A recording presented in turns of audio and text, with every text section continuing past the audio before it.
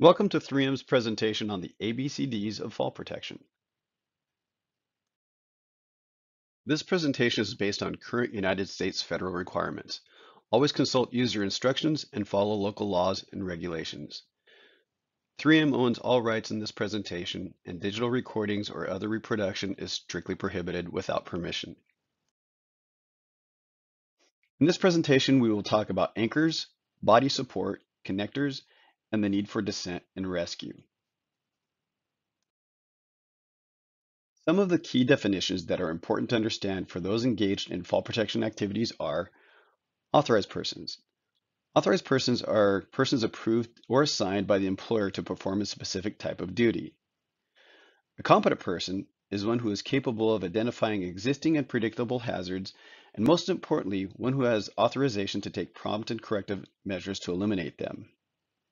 A qualified person is one who, by possession of a recognized degree, certificate, or professional standing, or who, by extensive knowledge, training, and experience, has demonstrated his or her ability to resolve problems relating to the subject matter, work, or task. When working at heights, all workers must have two lines of defense against a fall. The first line of defense is their primary form of fall protection, which is the worker's main support system. Typically, it's their hands and their feet, or their sense of balance. The second would be a backup in case their primary fails and is some form of fall protection such as guardrails, fall restraint, or fall arrest. When doing your job hazard analysis, you should follow the hierarchy of fall protection. Number one, you should try to eliminate the hazard. This may be done by engineering out the hazard or modifying work procedures. Some examples are relocating an electrical panel box to a more accessible location, using a pole or an adapter to change a light bulb, installing a chain on an overhead valve. Number two, you should try and deny access. These are solutions that keep individuals from accessing the hazard. Examples are guardrail systems, which are barriers installed to prevent personnel from falling to lower levels. Where suitable, they protect the greater number of employees with little or no training needed.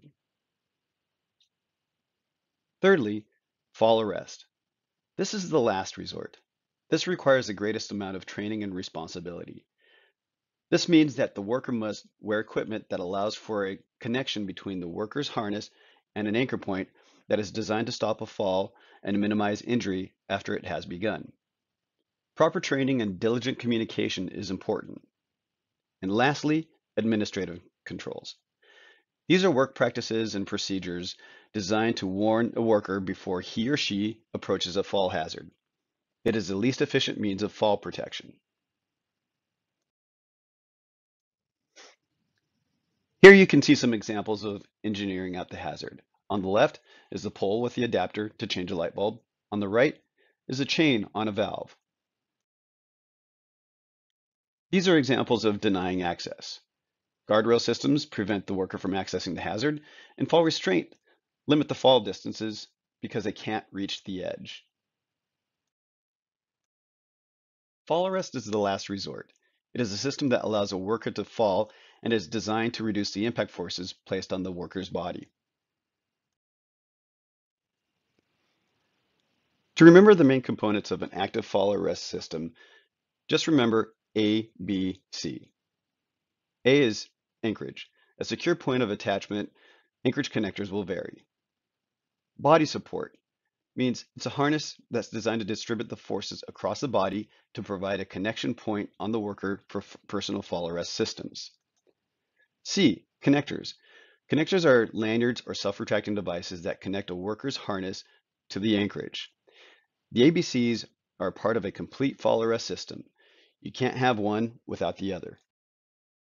The core of your fall arrest systems are your ABCs, but don't forget about D, descent and rescue. Descent and rescue is a key component of your fall arrest system as well. A rescue plan must be in place that ensures prompt rescue or that an employee can self-rescue. Keep in mind that dialing 911 is not part of a rescue plan. Fall arrest equipment that has been exposed to a fall arrest or fails an inspection must be removed from service immediately. Some equipment, such as self-retracting devices, may be sent back to the manufacturer where they are repaired and can be put back into service. The anchor refers to the structure, wood, steel, or concrete. The anchorage connector is the adapter or the device used to attach to the structure. All anchorages must provide a secure point of attachment for a complete personal fall arrest system. They must be capable of supporting a load of 5,000 pounds or of meeting OSHA's criteria of a 2-to-1 safety factor. The question to ask is, will it hold the weight of my 3/4 ton pickup truck? If you don't think it will, then don't tie off to it. Your choice of anchor depends on the type of work being done. They can be fixed or mobile, permanent or portable.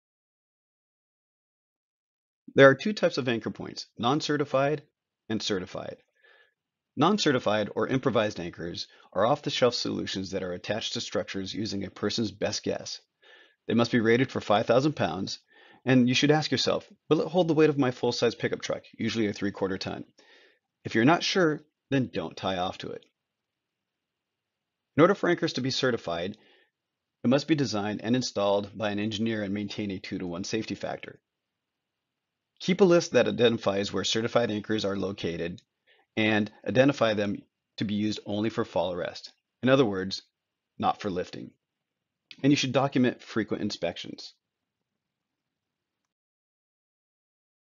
These are some of the many examples of 3M anchorage connectors. It is crucial that you choose the correct anchorage connector for the correct application.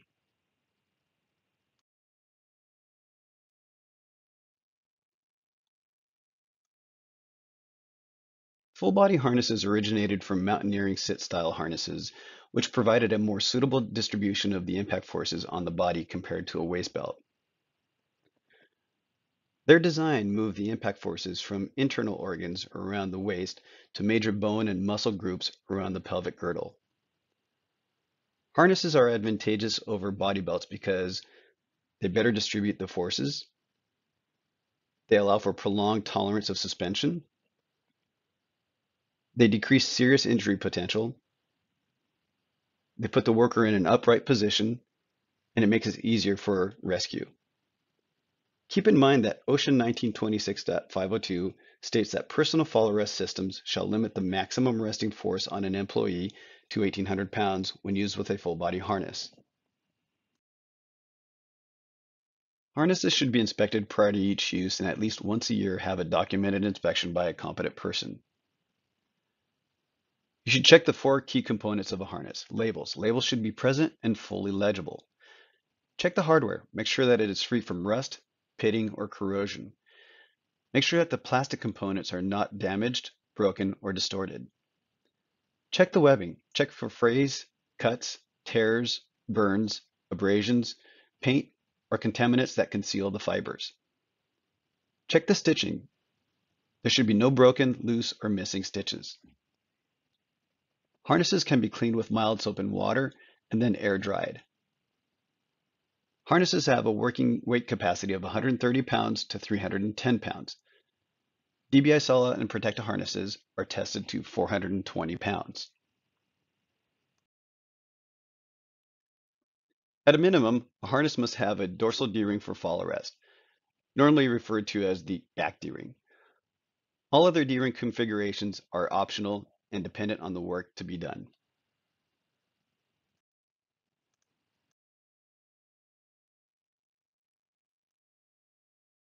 Connectors are the devices that you use to attach yourself to your anchor point, and when used for fall arrest, your connecting system must have a way of absorbing energy.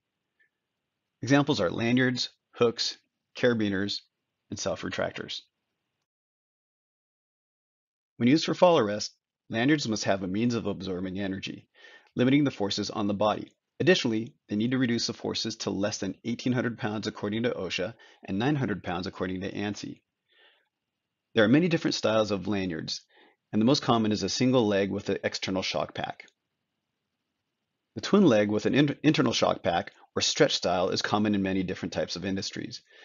The benefit is no bulky shock pack, and the stretch feature keeps excess webbing from getting in the way of the worker. Some lanyards are designed to tie back onto themselves. They have a more robust design that uses abrasion-resistant webbing and hooks with 5,000-pound rated gates. Just like your harnesses, lanyards should be inspected prior to each use and at least once a year have a documented inspection by a competent person. Check the webbing for cuts, rips, tears, or frays. Look for UV damage. This is where the webbing has changed color, gotten stiff, brittle, or brown. Check the stitch patterns. Make sure that there's no broken, loose, or missing stitches. Check the shock packs. Labels should be there, and they should be fully legible. Spend some time on the snap hooks. The best way to test them is to open them up and let them close as slowly as possible. Check to make sure that the hook meets the current ANSI 3,600 pound gate strength requirement. You should see this stamped on the gate, and the gate rating should be in pounds. If you take one thing away from this presentation, here it is. Note, fall clearance is always changing depending on the different fall arrest equipment being used. With a lanyard, fall clearance is always calculated from the height of your anchor. In this example, the total free fall distance is 6 feet. The deceleration distance is 4 feet. We take into account the worker's height, accounting for harness stretch, that is 6 feet, and we give it a 1.5 foot safety factor. This gives us a total clearance requirement of 17.5 feet. Again, this is measured from the anchor point. So what do we do when we don't have 17.5 feet of clearance? Well, you can raise your anchor point. Remember, it is 17.5 feet from your anchor point, not necessarily your walking surface. Get a shorter lanyard. 6-foot lanyards are the most common, but there are shorter lanyards on the market today. Or maybe the lanyard is the wrong tool for the job. Perhaps a self-retracting lifeline would be a better solution. In many instances, self-retracting devices are advantageous over lanyards. They require shorter fall distances, most are recertifiable, and they engage once a fall has begun. Just like your harnesses and lanyards, self-retracting lifelines need to be inspected prior to use. Check the housing to ensure that it's not cracked or broken. Check the cable or web for broken strands or fibers. Check the hooks, make sure that there is no rust, pitting, or corrosion. Check the impact indicators, make sure that it has not been deployed. Always use a tagline instead of leaving the cable or web extended for long periods of time. This will protect the cable and it reduces the possibility of damaging the coil spring.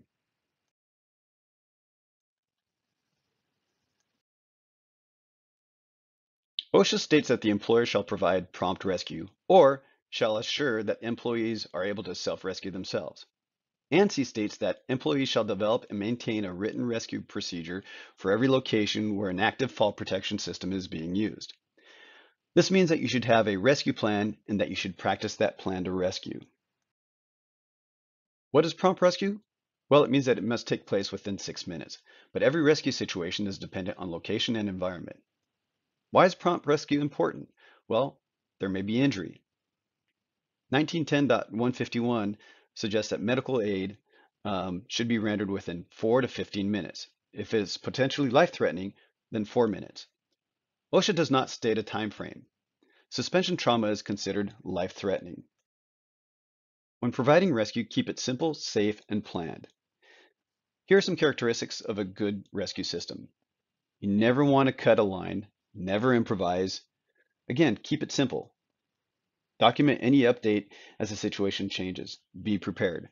Remember, you should never put yourself in a scenario where you as a rescuer can become the rescuee. Thank you for attending this presentation. For further information, please visit us at www.3m.com/fall protection. Thank you and have a safe day.